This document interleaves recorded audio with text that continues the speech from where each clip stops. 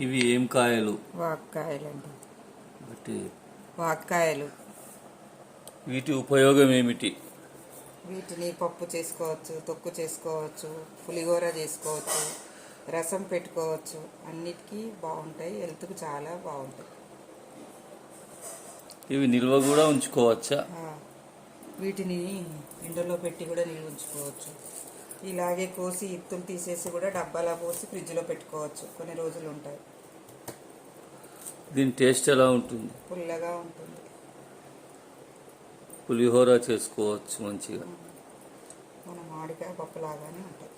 మామిడికాయ పప్ప? మామిడికాయ పప్పు లాగానే ఉంటుంది. దీని వలన లాభాలు కూడా బాగానే ఉంటాయి. ఇది హెల్త్ మందులు లేని పంట కదా.